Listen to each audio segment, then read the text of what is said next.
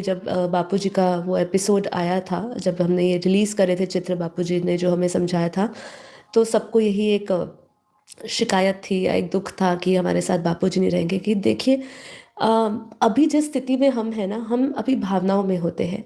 जब इस स्थिति से ऊपर उठेंगे, जब हम इस ब्रह्मांड के भी परम धाम में जाएंगे ना, तो वहाँ परम प्रकाश होता है। जैसे जैसे हम ऊपर के डायमेंशन की ओर बढ़ेंगे और जैसे ही हम यहाँ के परम धाम में भी जाएंगे, तो ये जितनी भी हमारी स्मृतियाँ हैं वो विस्मृत हो जाएगी।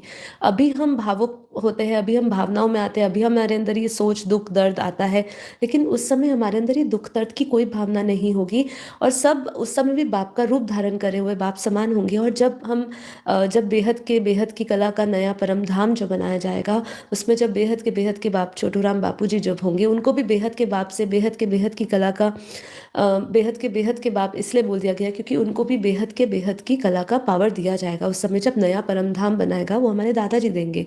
तो इसीलिए तब उन्होंने भी बाप का रूप धारण किया होगा। मैं कई बार जब खुद भी बैठती हूँ और बहुत चिंतन करती हूँ और अकेले में होती हूँ, तो सोचती हूँ क्या ये भी एक छलावा तो नहीं है, ऐसा तो नहीं है कि कभी हम भी यहाँ ऐसे बैठे हो, हमारा एक ये सब भी छलावा हो रहा हो और एक असली रूप तो जा चुका हो। ये बहुत सारी चीज़ें चलती है। देखिए, यहाँ ये भ्रमित जो है, ये सिर्फ ये संसार में जो ऊर्जा है या ये जो डायमेंशन में हम जी रहे हैं, जो 5D बोला गया है, यहीं पर ही ये छलावा, ये सब चीज़ें हैं जिसका हमें दुख या दर्द होता है। जैसे ही ऊपर की दुनिया में जाएंगे, वहाँ बेहद सब कुछ सुंदर होगा।